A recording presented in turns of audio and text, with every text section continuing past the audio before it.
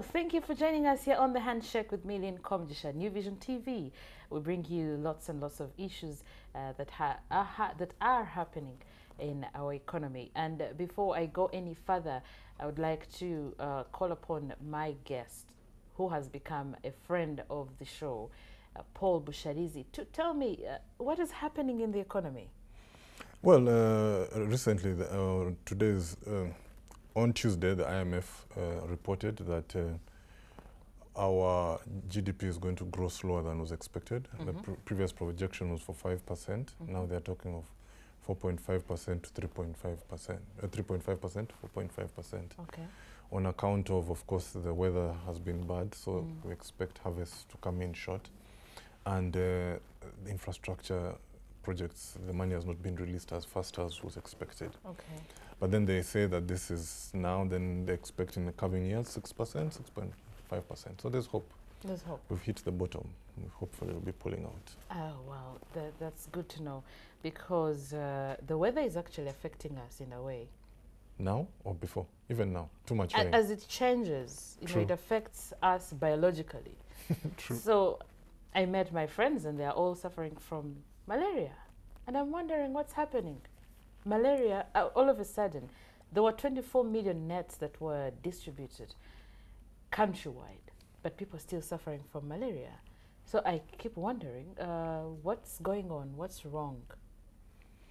No, well, clearly nets are useful, especially if they're used for the intended purpose. We've had stories of people using them for alternative purposes, fishing and tethering animals and guarding plants or all sorts of stuff. So, you know, if you're using your net for the wrong purpose, owning a net is not automatic that the malaria goes away. Of course. So that's a challenge. But we already have a high prevalence of malaria carrying mosquitoes in this country, so you can expect it to not end like that. Yeah, it actually progress has been made, however. Okay. And that the prevalence is reducing of malaria. Oh, so the National Insurance Health, the National Health Insurance Fund is coming into effect in July. Does that mean we are going to be in some sort of paradise? Well, personally, I have very little faith in government programs, and this is going to be a government program. So don't hold your breath about that. But it should be useful if it works. I mean, the idea would be that we contribute some little money. Insurance, like regular insurance, this goes into a pool. It treats those who are sick, and if you don't fall sick, you just consider it your contribution to a national good, and you wait for next year to fall sick. So this is where we all become charitable. Absolutely, in a way. But talk about malaria and why it should be of great concern. I'm glad you raised the subject. Is that it's a bigger killer than AIDS and tuberculosis combined. So I've heard that it does kill about 300 people a day in Uganda alone. Oh my God.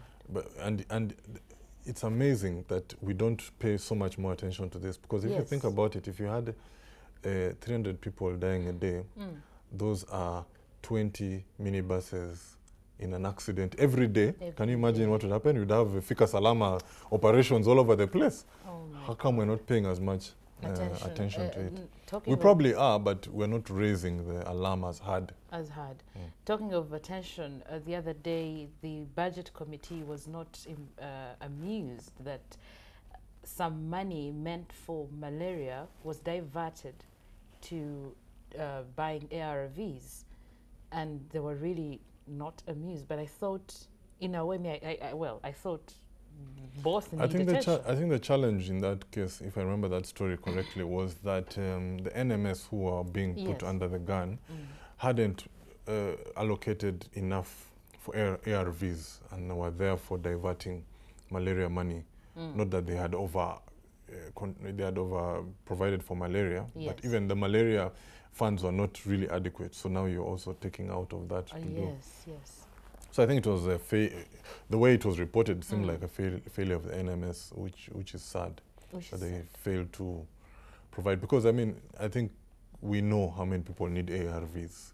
True. and potentially how many more we'll need in a year. Yeah. So it should be easy and straightforward to budget for. Okay. Malaria is more difficult. Okay. Now, malaria, how does this affect? Now, we have a number of people suffering from malaria. How does this affect the productivity of the economy? No, of course. I mean, like we talked about it a few days ago, that you're going to expect that, of course, people are going to fall sick, they're not going to work. Even if the man turns up in office, he's not going to be 100%. But worst case scenario, people are away from office for a few days. That is work not being done. That's productivity not being, that's productivity lost. Yes. So therefore, yeah, it kind of makes sense. Adds up. It looks like just one person or two people. But when it's counted across the whole country, it adds up and affects the whole GDP growth, economic growth. So what should we do? No, What are we not doing? I mean, clearly, first of all, of course, the alarm has to be raised harder, I think. Okay. Education is the best thing. You rather prevent a disease than have to treat it. So therefore, exactly, your mosquito nets and all that kind of business. I think there has to be also a more determined effort to do what they call indoor residual spraying. Oh, yes. It was been shown to be effective, and when we've fallen off, like in the north is supposed to be, malaria is supposed to be pandemic for reasons of weather and all that kind of business. And they did residual spraying there a few years ago, and when they kind of eased off for whatever reason, the malaria came back. They had actually really brought it down to manageable levels. It came back, so we have to be consistent. And it's doable. Countries have eliminated malaria. Yeah. Yeah, Panama in the North America, it was a big problem. They eliminated it. Why can't we? Okay. Yes. Why can't we? So there it is, and make sure you stay clear of malaria. You need to work and you need to be productive. And so that brings us to the end of the show. Thank you for watching The Handshake on New Vision TV, and thank you, Paul. You're welcome.